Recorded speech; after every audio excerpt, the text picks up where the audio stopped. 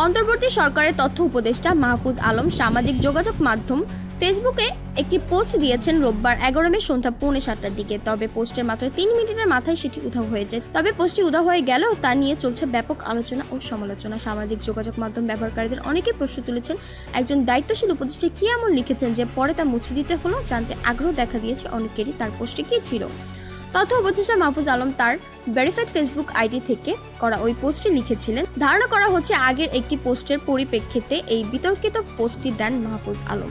ওই পোস্টে তিনি যুদ্ধাপরাধের সহযোগীদের প্রকাশ্যে ক্ষমা চাওয়ার দাবি জানিয়েছিলেন। পোস্টে তার বক্তব্যে ধারণা করা হচ্ছে আগের পোস্টের পর তিনি কোনো এক পক্ষের সমালোচনার মুখে পড়েছেন, এমনকি তার পরিবার নিয়েও কথা উঠেছে। সেই প্রতিক্রিয়ায় উধাও হওয়া পোস্টে তিনি কঠোর ভাষা ব্যবহার করেন। তবে একজন অন্তর্বর্তী সরকারের তথ্য উপদেষ্টার এমন বক্তব্য কেউ স্বাভাবিকভাবে নেয়নি। সামাজিক মাধ্যমে পোস্টটি ভাইরাল হয়ে যায়।